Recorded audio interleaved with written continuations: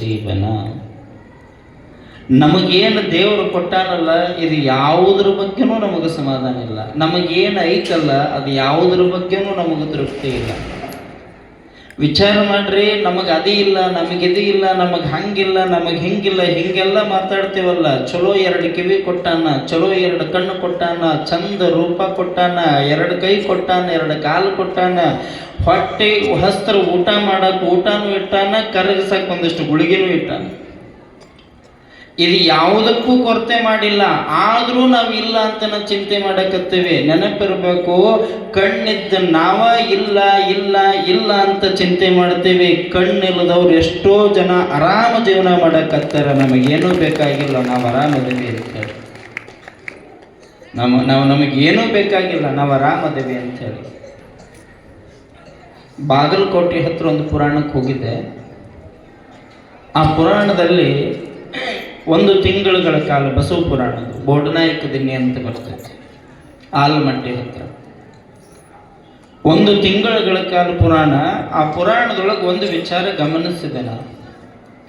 ಏನು ಅಂತಂದರೆ, ಒಬ್ಬ ಮುದುಕ ಸುಮಾರು 100 ದಾಟಿರಬಹುದು, 100-102 ವಯಸ್ಸ.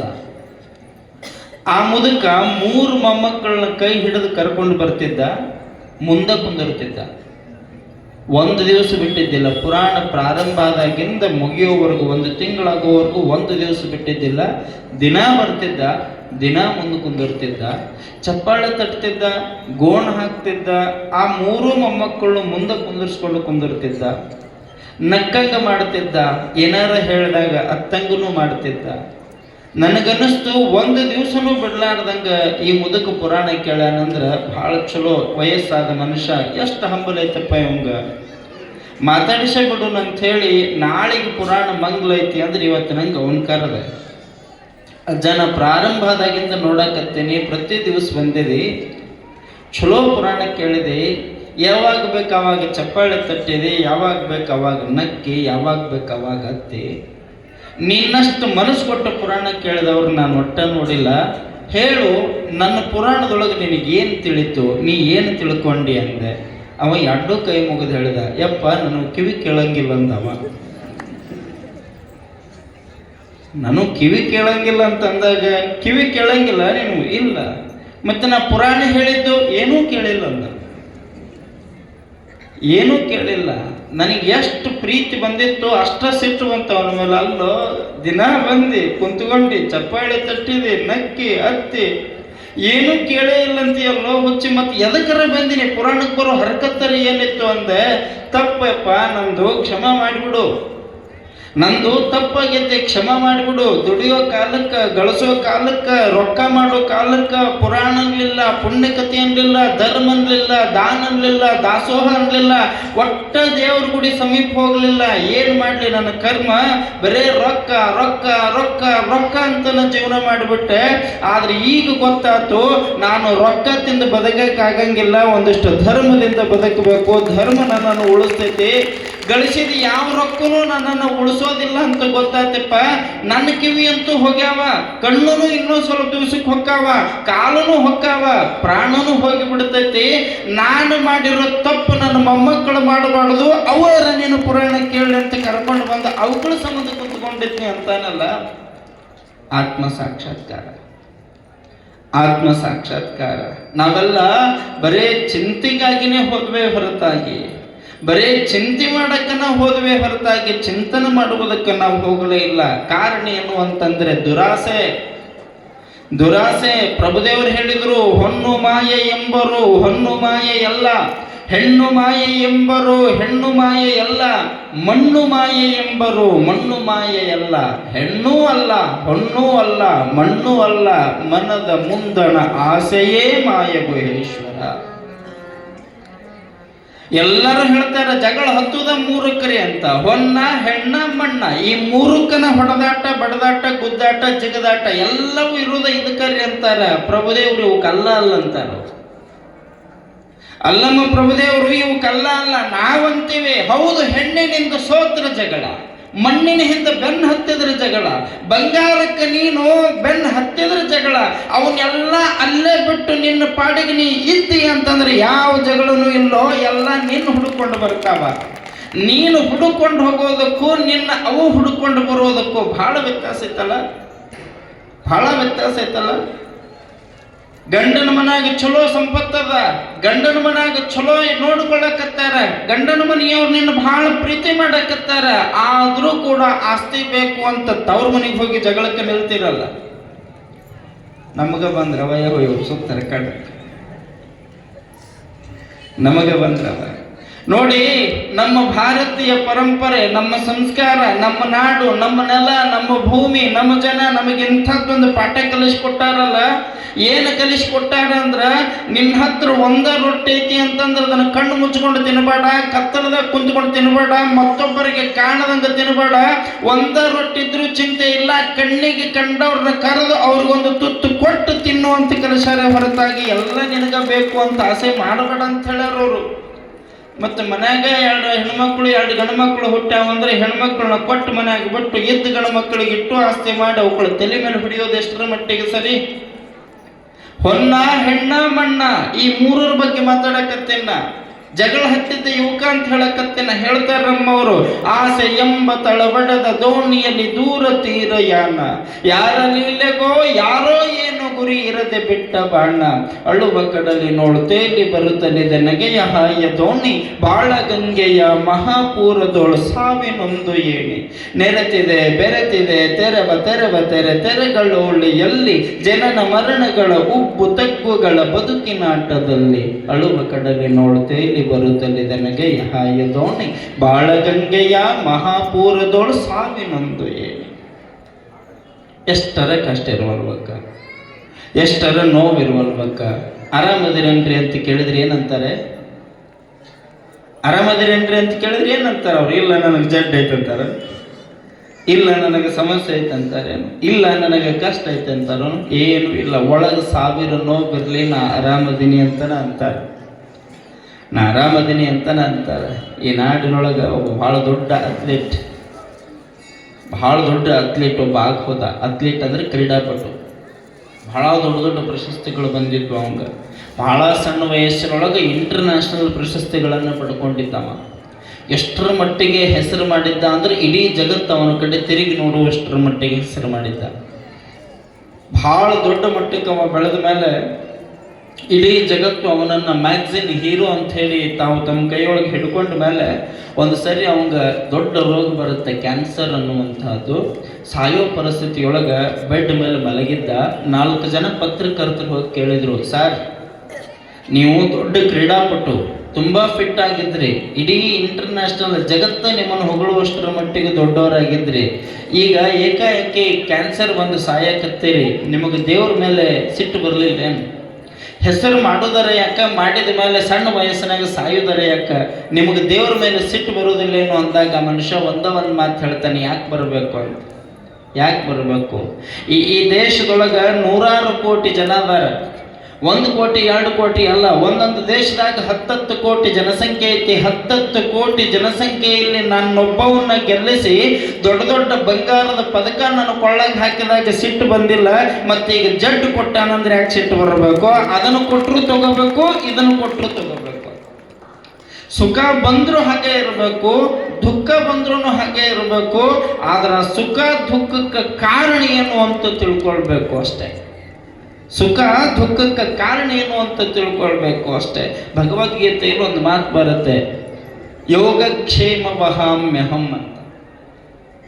ಯಾರು ಕೃಷ್ಣನನ್ನು ನಂಬುತ್ತಾರೆ, ಯಾರು ದೇವರನ್ನು ನಂಬುತ್ತಾರೆ, ಯಾರು ಭಗವಂತನ ಮೇಲೆ ಅತಿಯಾದ ಪ್ರೇಮ ಇಟ್ಟಿರ್ತಾರೆ, ತಾವು ದೇವ ಸ್ವರೂಪಿಗಳಾಗಿರ್ತಾರೆ, ಅವರ ಇಡೀ ಜೀವನವನ್ನ ದೇವರು ತಾನೇ ನೋಡ್ಕೊಳ್ತಾನೆ ಅಂತ.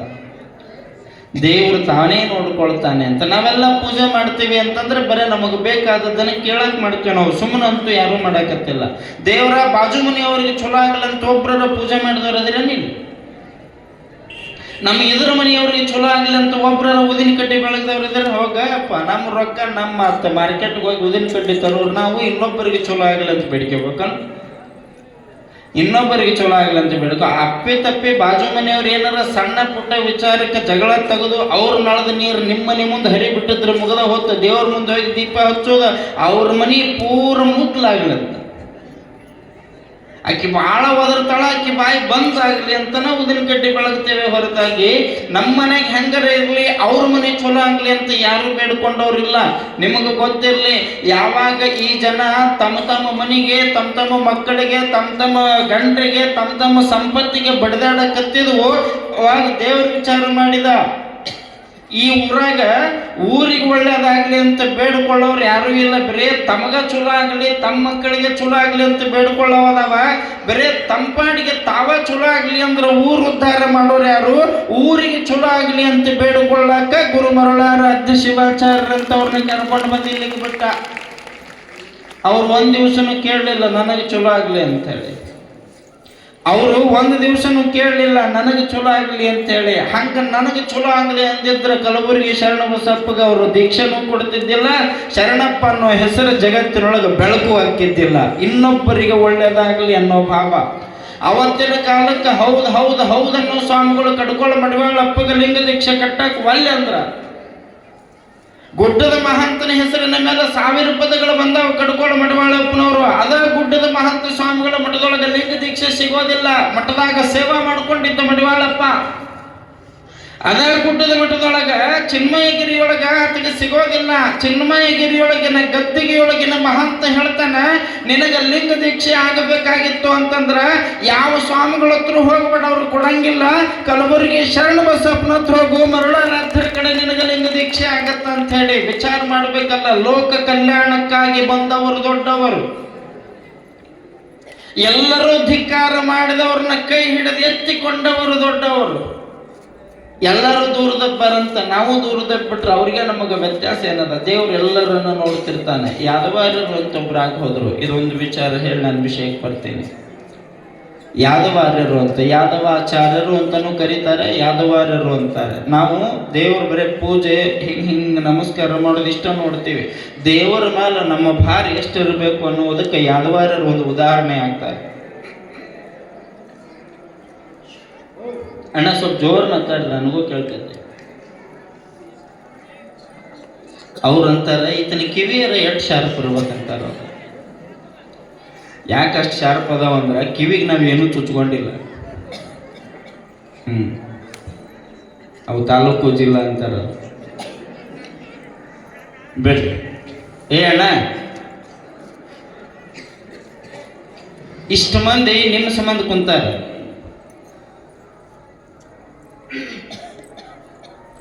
ಮಾಡ್ರಿ ಇವತ್ತೊಂದು ದಿವಸ ಉರಿತೀರ ಅಂತಿರ್ತಾರೆ ಒಂದಿವ್ಸ ಮಂದಿ. ಬೇಡ್ರಿ, ಯಾದವಾಚಾರ್ಯರು ಅಂತ ಒಬ್ರು ಹಾಕೋದ್ರು. ಒಂದು ಸಣ್ಣ ಗುರುಕುಲದ ಮಕ್ಕಳಿಗೆ ಪಾಠ ಹೇಳೋದು.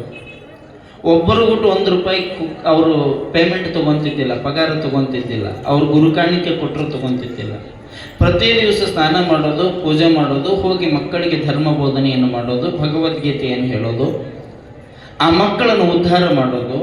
ಆ ಊರಾಗ ಯಾರು ಏನೇ ಕಷ್ಟದೊಳಗದಾರಂದ್ರು ಅವ್ರಿಗೊಂದೆರಡು ಚಲೋ ಮಾತುಗಳನ್ನ ಹೇಳೋದು, ಒಳ್ಳೆ ಮಾತುಗಳನ್ನ ಹೇಳೋದು ಅವ್ರ ಕಾರ್ಯ. ಮನೆಯಾಗ ಏನೈತಿ ಏನಿಲ್ಲ ಒಟ್ಟ ನೋಡಿದ್ದಿಲ್ಲ. ಬಡತನ ಇತ್ತು. ಎಷ್ಟರ ಮಟ್ಟಿಗೆ ಬಡತನ ಇತ್ತು ಅಂದ್ರೆ ಒಂದು ಹೊತ್ತಿನ ಊಟಕ್ಕೂ ಕೂಡ ಕಷ್ಟಪಡಬೇಕು, ಅಷ್ಟರ ಮಟ್ಟಿಗೆ ಬಡತನ ಇತ್ತು. ಆದರೆ ಪ್ರತಿ ದಿವಸ ಅವ್ರು ಅಂತಿದ್ರು, ನಾನು ಹೊಟ್ಟೆ ಹಸಿವಿಗಾಗಿನೋ ಅಥವಾ ನನ್ನ ಬಡತನ ನಿರ್ಮೂಲನೆಯಾಗಲಿ ಅಂತನೋ ಅಥವಾ ನನಗೆ ಸಂಪತ್ತು ಬರಲಿ ಅಂತನೋ ಯಾವತ್ತೂ ದೇವ್ರನ್ನ ಕೇಳಂಗಿಲ್ಲ. ದೇವರು ನನಗೊಂದು ವಿದ್ಯೆ ಕೊಟ್ಟಾನ. ಏನು? ಮಕ್ಕಳಿಗೆ ಬೋಧನೆ ಮಾಡೋದು. ಅವ ಕೊಟ್ಟ ಕೆಲಸ ನಾ ಮಾಡ್ತೇನೆ, ನನ್ನ ಮನೆ ನಡೆಸೋ ಕೆಲಸ ಅವ ಮಾಡಬೇಕು ಅನ್ನುವಷ್ಟರ ಮಟ್ಟಿಗೆ ಗಟ್ಟಿಯಾಗಿದ್ರು ಅವರು. ಪ್ರತಿ ದಿವಸ ಹೇಳ್ತಿದ್ರು ಅವರು ಏನಂತ? ಯೋಗಕ್ಷೇಮ ಮಹಾಮ್ಯಹಂ. ನಮ್ಮೆಲ್ಲರ ಕಷ್ಟಗಳನ್ನ, ಒಳ್ಳೆಯದು ಕೆಟ್ಟದ್ದನ್ನ ಪರಮಾತ್ಮ ನೋಡಿಕೊಳ್ತಾನೆ. ನೀವು ಅವನ ಮೇಲೆ ಭಾರ ಹಾಕಿ ನಿಮ್ಮ ಕಾಯಕ ನೀವು ಮಾಡಬೇಕು. ಇದೆಲ್ಲವನ್ನ ಹೇಳ್ತಾ ಹೋಗ್ತಿದ್ರು. ಹೆಂಡತಿ ಮನೆಯೊಳಗೆ ತಾಳಿದ್ಲು ಸಾಕಾಗಿ ಹೋತು. ಒಂದು ದಿವಸ ಮನೆಯೊಳಗಿನ ಮಕ್ಕಳು ಅಮ್ಮನ ಊಟಕ್ಕೆ ಕೇಳಕತ್ತಾವ. 3-4 ಮಕ್ಕಳು, ಬಡತನಕ್ಕೆ ಮಕ್ಕಳು ಭಾಳ. ಒಟ್ಟಿರ್ತೈತಿ ಸುಖ, ಅವಕ್ಕೇನೂ ಇರಂಗಿಲ್ಲ. ಹಾಸಿದ್ರು ಹೊಚ್ಚಿದ್ರು ಬಂಗಾರದಾಗ ಮಕ್ಕೋಬಹುದು ಅವ್ರಿಗೆ ಏನು ಇರಂಗಿಲ್ಲ. ಈ ಬಡತನ ಇರ್ತಕ್ಕ ನೋಡ್ರಿ, ಇವಕ್ಕೆ ಸಿಕ್ಕಾಪಟ್ಟೆ ಅವು ಕೆತ್ಕೊಂಡು ತಿನ್ನಬೇಕು, ಕರಳ ಅಷ್ಟರ ಮಟ್ಟಿಗೆ ಇರ್ತಾವ. ನಿಮಗೆ ಹೇಳ್ತೇನೆ, ಮಕ್ಕಳು ಅವನ್ನ ಕೇಳಕತ್ತಿದ್ವು, ಅಮ್ಮ ಹೊಟ್ಟೆ ಹಸ್ತದ, ಊಟ ಬೇಕು, ಊಟಕ್ಕೆ ಮನೆಗೆ ಏನೇನೂ ಇಲ್ಲ. ಇವ್ರು ಜಳಕ ಮಾಡಿ ತಯಾರಾಗಿ ಹಣಿಗೆ ವಿಭೂತಿ ಹಚ್ಕೊಂಡು ಹೊಂಟ್ರು, ಹೆಂಡತಿ ಬಂದು ಅಡ್ಡ ಹಾಕಿದ್ಲು. ಏನಿದು ಕರ್ಮ, ದಿನ ಹೋಗ್ತಿದೆ, ಪಾಠ ಮಾಡ್ತಿದೆ, ಬರ್ತಿದೆ, ಬರೋ ಮುಂದೆ ಕೈಯಾಗ ಒಂದು ಹಿಡಿ ಅಕ್ಕೇರ ತರಂಗಿಲ್ಲ, ಒಂದು ಹಿಡಿ ನುಚ್ಚರ ತರಂಗಿಲ್ಲ. ನನಗೂ ಸಾಕಾಗಿ ಹೋಗೈತಿ, ಮಾಡಿ ಮಾಡಿ ಮಾಡಿ ಹುಡುಗರು ಅಳಕತ್ತವ, ಊಟ ಮಾಡ್ಬೇಕು. ನನಗೆ ಬೇಡೋ ಮಾರಾಯ, ನಿನ್ನ ಕಟ್ಕೊಂಡ ತಪ್ಪಿಗೆ ನಾವು ಉಪವಾಸ ಇರ್ತೇನೆ, ಆದ್ರೆ ಹೊಟ್ಟೆ ಬಿಟ್ಟಾವಲ್ಲ ಮಕ್ಕಳು, ಅವು ಜೀವ ತಿನ್ನಕತ್ತಾವ, ಅವಕ್ಕೂ ಒಂದಿಟ್ಟು ಬೇಕು, ಹೋಗು. ನಾನು ಏನು ಮಾಡಲಿ, ಯಾರು ಕೊಡಂಗಿಲ್ಲ ಅಂದ್ರೆ ಇವರು ಕೇಳಿದ್ರೆ ಕೊಡ್ತಾರೆ. ನೀನು ಕೇಳಿದ್ರೆ ಕೊಡ್ತಾರವರು, ಕೇಳು. ಅಪ್ಪಿ ಇವತ್ತೇನಾರ ನೀ ಹಿಟ್ಟ ನುಚ್ಚ ಮನೆಗೆ ತರಲಿಲ್ಲ ಅಂತಂದ್ರೆ ನೀ ಬರತ್ತಿಗೆ 4 ಮಕ್ಕಳಿಗೆ ವಿಷ ಹಾಕಿ ನಾನು ವಿಷ ಕುಡಿದು ಸತ್ತು ಹೋಗ್ಬಿಡ್ತೀನಿ ನೋಡತ್ಲಾಗಿ. ಅಷ್ಟು ಬಿಡ್ತಾನೆ. ಕೇಳಕ್ಕೆ ಸ್ವಾಭಿಮಾನ, ಇವ್ರಿಗೆ ಬಾಯಿ ತೆಗೆದು ಕೇಳಕ್ಕೆ ಸ್ವಾಭಿಮಾನ. ನಿಮಗೆ ಹೇಳ್ತೇನೆ, ಯಾವಾಗ ಮಕ್ಕಳಿಗೆ ವಿಷ ಹಾಕಿ ನಾನು ಸಾಯ್ತೀನಿ ಅಂತಂದ್ಲು, ಮನಸ್ಸಿಗೆ ನೋವಾತಿ. ಆದವಾರಿಗೆ ಒಳಗೆ ಹೋದ್ರು.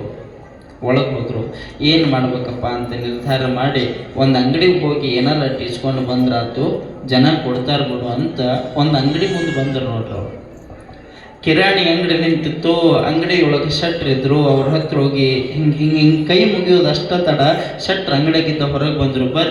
ಬರ್ರಿ ಯಾದವಾರ್ಯರು ಬರ್ರಿ, ನಮ್ಮ ಅಂಗಡಿ ಮುಟ್ಟ ನೀವು ಬಂದಿರಿ ಅಂದ್ರೆ ನಮ್ಮ ಪುಣ್ಯರಪ್ಪ, ಬರ್ರಿ ಏನು ಕೊಡ್ಲಿ ಅಂದ್ರೆ ನೋಡ್ರಿ, ಇವ್ರಿಗೆ ಕೇಳಕ್ಕ ಮನಸ್ಸು ಬರೋದು. ಎಂದೂ ಕೇಳಿಲ್ಲಲ್ಲ, ಎಂದೂ ಬೇಡಿಲ್ಲಲ್ಲ. ಇವ್ರು ಏನಂತಿದ್ರು ಅಂತಂದ್ರೆ, ಭಗವಂತ ಕೊಟ್ರೆ ನೀ ಕೊಡು, ಅಪ್ಪಿ ನನಗೇನಾರ ಕೇಳೋ ಪರಿಸ್ಥಿತಿ ಬಂದೈತಿ ಅಂತಂದ್ರೆ ನನ್ನ ಪ್ರಾಣಾರ ನಿನ್ನ ಪ್ರಾಣಕ್ಕೆ ನಿನ್ನ ಪಾದಕ್ಕೆ ಬಿಡ್ತೀನಿ, ಅದ್ರ ಕೇಳಕ್ಕೆ ಹಚ್ಬೇಡ, ನನ್ನ ಬೇಡಕ್ಕೆ ಹಚ್ಬೇಡ ಅಂತ ಬೇಡ್ಕೊಂತಿದ್ರು. ಅಂಥವ್ರು ಹೋಗಿ ಅಂಗಡಿಯಾಗ ನಿಂತ್ಕೊಂಡಾರ. ಶಟ್ರ್ ಬಂದು, ಯಾಕ್ರಿಪ್ಪ ಭಾಳ ದಿವ್ಸಕ್ಕೆ ಬಂದಿರಿ, ಮುಖ ಸಪ್ಪಾಗ್ಯದ, ಮನ್ಯಾಗ ಏನೋ ಬೇಕಾಗ್ಯದ, ಹೇಳ್ರಿಪ್ಪ ಏನು ಬೇಕು ಹೇಳ್ರಿ, ನಾ ಕೊಡ್ತೇನೆ ಅಂದ್ರೆ, ಇಲ್ಲ ಏನೂ ಬೇಡ ಅಲ್ರಿ ಅಂತ ಹೊಳ್ಳಿ ಬಂದ್ಬಿಟ್ರು. ಏನೂ ಬೇಡ ಅಂತ ಹೊಳ್ಳಿ ಬಂದ್ಬಿಟ್ರು. ಅವಾಗ ಕೊಡ್ತೀನಿ ಅಂದ್ರು ಇವ್ರು ಬೇಡಾಗ್ತಾ ಇರಲಿಲ್ಲ ನೋಡ್ರಿ. ವಿಚಾರ ಮಾಡಿದ್ರು, ಅಂಗಡಿ ಬಿಟ್ಟು ವಾಪಸ್ ಬಂದ್ರು. ಬರೋ ಮುಂದೆ ಮನಸ್ಸಿನಾಗ ಅನ್ಕೋತಾರೆ, ಕಣ್ಣಾಗ ನೀರು ಹೊಂಟಾವ, ಮಾತಾಡಕ ಮನಸ್ಸಾಗೋದು. ಕೇಳಕ್ ಹೋದ್ರು, ಅವ್ರು ಕೊಡ್ತಾರ ಅಂದ್ರು ಇವ್ರಿಗೆ ಕೇಳಕ್ ಮನಸ್ಸಿಲ್ಲ. ದಾರಿ ಹಿಡಿದು ಬರೋ ಮುಂದೆ ಇನ್ನು ಮನೆಗೆ ಹೋದ್ನಿ ಅಂದ್ರ, ಖಾಲಿ ಕೈಲಿ ನಾ ಮನೆಗೆ ಹೋದ್ನಿ ಅಂದ್ರೆ ಎಲ್ಲಿ ಸಿಟ್ಟಿನಾಗ ನನ್ನ ಹೆಂಡತಿ ಮಕ್ಕಳಿಗೆ ವಿಷ ಹೆಂಗೆ ಕೊಡ್ತಾಳೇನು ಅಂತೇಳಿ ಮನೆಗೆ ಹೋಗೋದು ಬೇಡ ಅಂತ ಯಾವ ಗುಡಿಯಾಗ ಪಾಠ ಹೇಳ್ತಿದ್ರಲ್ಲ ಆ ಗುಡಿಗೆ ಹೋದ್ರು. ಹುಡುಗರು ಮುಂದೆ ಕುಂತಿದ್ರು, ಪಾಠ ಹೇಳಬೇಕು ಅಂತ ಬಾಯಿ ತೆಗಿತಾರೆ, ಕಣ್ಣಾಗ ನೀರು ಬರಕತ್ತಾವ. ಎಲ್ಲಿ ನನ್ನ ಮಕ್ಕಳು ಹೊಟ್ಟೆ ಹಸಿವಿನಿಂದ ಸಾಯ್ತವೆ. ಆ ಹುಡುಗರಿಗೆಲ್ಲ ಹೇಳಿದ್ರು, ಇವತ್ತು ಪಾಠ ಹೇಳಂಗಿಲ್ಲ, ಮನೆಗೆ ಹೋಗ್ಬಿಟ್ರು ಅಂದರು. ಪಾಪ ಆ ಹುಡುಗರು ಮನೆಗೆ ಹೋದರು. ಆ ಗುಡಿಯೊಳಗಿನ ಒಂದು ಕಲ್ಲಿನ ಕಂಬಕ್ಕೆ ಕುಂತರು, ಕಣ್ಣೀರು ಹಾಕಿದ್ರು. ಮನಸ್ಸಿಗೆ ನೋವಾಗು, ಮನಸ್ಸಿಗೆ ಸಮಾಧಾನ ಆಗುವಷ್ಟು ಅತ್ತ ಏನು ಮಾಡಿದರು ಅಂತಂದರೆ, ಆ ಭಗವದ್ಗೀತೆಯನ್ನು ಕೈಯಾಗಿ ಹಿಡ್ಕೊಂಡ್ರು. ಅದರೊಳಗೇನು ಬರೆದಿತ್ತಲ್ಲ, ಯೋಗಕ್ಷೇಮ ವಹಾಮ್ಯಹಂ, ದಿನ ಪಾಠ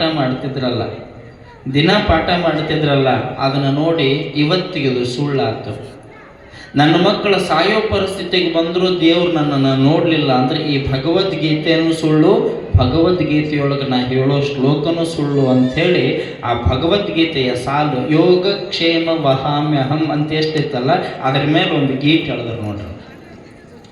ಅದ್ರ ಮೇಲೆ ಪೆನ್ನಿಲ್ ಒಂದು ಗೀಟ್ ಎಳೆದ್ರು, ಇದು ಸುಳ್ಳು ಅಂಥೇಳಿ ಅದನ್ನು ಮುಚ್ಚಿ ಆ ಪೆನ್ ಅದ್ರಾಗ ಇಟ್ಟು ಸುಮ್ಮನೆ ಕುಂತ್ಬಿಟ್ರು. ಸಮಾಧಾನ ಆಗೋ ಮಟ್ಟ ಕುಂತರು. ಹೊತ್ತು ಮುಣಿದಿತ್ತು, ಕತ್ತಲಾತು, ಮನೆಗೆ ಹೋಗಬೇಕು ಅಂತ ಅನ್ನಿಸ್ಲೇ ಇಲ್ಲ. ರಾತ್ರಿ ಎಲ್ಲ ಗುಡಿಯಾಗನ ಕಳೆದ್ರು. ಮಾರನೇ ದಿವಸ ಬೆಳಗ್ಗೆ ಎದ್ದು ಆ ಗುಡಿ ಪೂಜೆ ಮಾಡಕ್ಕೆ ಬಂದಾವೆ ಯಾದವಾರನ್ನ ನೋಡಿ, ಯಾಕ್ರಿ ಹಿಂಗೆ ಕುಂತೀರಿ, ಹೋಗ್ರಪ್ಪ ಮನೆಗೆ ಹೋಗ್ರಿ ಅಂತ. ಅಯ್ಯೋ ರಾತ್ರಿ ಎಲ್ಲ ಇಲ್ಲೇ ಕುಂತೇನೆ ಎಲ್ಲಿ ನನ್ನ ಹೆಂಡತಿ ನನ್ನ ಮಕ್ಕಳು ವಿಷ ಕುಡಿದು ಸತ್ತ ಹೋಗ್ಬಿಟ್ಟವೆ ಅನ್ನಂತ ಹೆದರಿ ಅಲ್ಲಿಂದ ಓಡೋಡು ಮನೆಗೆ ಬರ್ತಾರೆ. ಮನೆ ಬಾಗಿಲ ಹಾಕಿತ್ತು. ಖರೆ ಅಂದ್ರೆ ನನ್ನ ಹೆಂಡತಿ ರಾತ್ರಿ ವಿಷ ತಗೊಂಡು ಸತ್ತಾಳಂತ ಅನ್ನಿಸ್ತು. ಹಿಂಗೆ ಬಾಗಿಲ ತೆಗಿತಾರ. ಆ ಹೆಣ್ಮಗಳು ಅಡುಗೆ ಮಾಡಕತ್ತಿದ್ಲು. ಇವರು ಅಂದರು. ಓಡಿ ಬಂದಾಕಿನ ಕಾಲಿಗೆ ನೀರು ಕೊಟ್ಲು, ಒಳಗೆ ಬರ್ರಿ ಅಂದ್ಲು. ಯಾಕ ಅನ್ನೋದಷ್ಟು, ಎಲ್ಲಿ ಹೋಗಿದ್ರಿ ನೀವು? ನಾ ಕಾದೆ ಸಾಕಾಗಿ ಹೋತು. ನೀವು ಒಟ್ಟ ಬರಲಿಲ್ಲ ಅಂದಾಗ ನಾನು ಬರೋದು ಬಿಡು, ಹುಡುಗರು ಎಲ್ಲದವ, ಹುಡುಗರು ಮಕ್ಕೊಂಡವ, ಯಾಕೆ ಇನ್ನೂ ಎದ್ದಿಲ್ಲ, ರಾತ್ರಿ ಹೊಡೆತಂಬ ಊಟ ಮಾಡವ, ಅದಕ್ಕೆ ಮಕ್ಕೊಂಡವ ಅಂದ್ಲಾಕಿ. ನಾ ಹಿಟ್ಟು ತಂದಿಲ್ಲ, ನುಚ್ಚು ತಂದಿಲ್ಲ, ಕಾಳು ತಂದಿಲ್ಲ, ಏನೂ ತಂದಿಲ್ಲ, ಅವ ಹೆಂಗೆ ಊಟ ಮಾಡಿದ್ವು ಅಂತಂದ್ರೆ ಅವ ಯಾರೋ ನಿಮ್ಮ ಕೈಯಾಗಿನ ಆಳಂತಲ್ಲ ನೋಡಾಕಿ ಹೇಳೋದು. ಅವ ಯಾರೋ ನಿಮ್ಮ ಕೈಯೊಳಗಿನ ಆಳಂತಲ್ಲ, ಅವ ಹೊತ್ಕೊಂಡ್ಬಂದಿಟ್ಟಾನ. ಒಂದು ದಿವಸಕ್ಕಲ್ಲ, ಒಂದು ವರ್ಷಕ್ಕಾಗುವಷ್ಟು ರೇಷನ್ ತಂದಿಟ್ಟ ನೋಡಲ್ಲ. ಇವ್ರಂತಾರ ನನಗ ಉಣ್ಣಕ್ಕೆ ಕೊಡೋರ ಗತಿ ಇಲ್ಲ, ನನ್ನ ಕೈಯಾಗ ಎಲ್ಲಿದ್ದ ಆಳು ಬರಬೇಕು. ಯಾರು ತಂದಾರ ಅಲ್ಲಿಟ್ಟ ನೋಡು, ಒಂದು ವರ್ಷಕ್ಕಾಗುವಷ್ಟು ರೇಷನ್ ತಂದಿಟ್ಟಾನ. ಆದರೂ ನಿಮ್ಮ ಶಿಷ್ಟ ಭಾಳ, ನೀವು ಹಂಗೆ ಮಾಡಬಾರ್ದಾಗಿತ್ತು ಅವಾಗ ಅಂದ್ಲಕ್ಕಿ. ನೀವು ಅವಾಗ ಹಂಗೆ ಮಾಡಬಾರ್ದಾಗಿತ್ತು. ನಾನೇನು ಮಾಡೀನಿ ಅಂತಂದಾಗ ನೀವೇನೋ ಅವಂಗೆ ಮೊದಲೇ ಹೇಳಿದ್ರಂತ, ಅವ ತರೋದು ಸ್ವಲ್ಪ ಲೇಟ್ ಆಗಿದ್ದಕ್ಕೆ ಅವನ ನಾಲಿಗೆ ಮೇಲೆ ನೀವು ಬರೀ ಹಾಕಿರಲ್ಲ, ಅವ ನಾಲಿಗೆ ತೆಗೆದು ನನಗೆ ತೋರಿಸೋದ್ನ ಅಂತಂದು ಅಂತಾಗಿ. ನಾಲಿಗೆ ಮೇಲೆ ಬರಿ ಹಾಕಿರಲ್ಲ ಅಂದಾಗಿ ಇವ್ರು ಕಣ್ಣು ಮುಚ್ಚಿ ಕಣ್ಣು ತೆಗೆದ್ರು. ಅರ್ಥ ಆಯ್ತು, ನಾನು ಯಾರ ನಾಲಿಗೆ ಮೇಲೆ ಬರಿ ಹಾಕೋದು, ಯಾರ ನಾಲಿಗೆ ಮೇಲೂ ಬರಿ ಹಾಕಿಲ್ಲ, ಏನಿದ್ರ ಅರ್ಥ ಅಂತ ಕಣ್ಣು ಮುಚ್ಚಿದಾಗ ಗೊತ್ತಾಯ್ತು. ಆ ಶ್ಲೋಕದ ಮೇಲೆ ಏನು ಇವ್ರು ಗೆರಿ ಹಾಕಿದ್ರಲ್ಲ, ಪುಸ್ತಕದೊಳಗೆ ಬರೆದಿರುವಂತಹ ಶ್ಲೋಕದ ಮೇಲೆ ಒಂದು ಗೆರಿ ಹಾಕಿದ್ರೆ ಕೃಷ್ಣನ ನಾಲಿಗೆ ಮೇಲೆ ಬರಿ ಬಿದ್ದಿತ್ತು ಅಂದ್ರೆ ಇವರ ಭಕ್ತಿ ಅಂತಹದ್ದು ಆಲೋಚನೆ ಮಾಡಬೇಕಲ್ಲ.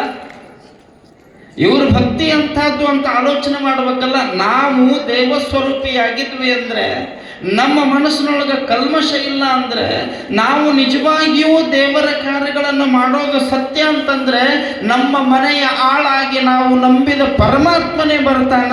ಆ ಪರಮಾತ್ಮನನ್ನು ನಂಬುವಂಥವರಾಗಬೇಕು ಅಂತ, ನಂಬುವಂಥವರಾಗಬೇಕು. ಕೇಳ್ರಿ, ಹೇಳ್ತಾರೆ, ಬಣ್ಣ ಬಣ್ಣದ ಹಸುಗಳು ಇರಲು ಹಾಲಿಗೆ ಬಣ್ಣವು ಇದೆಯೇ,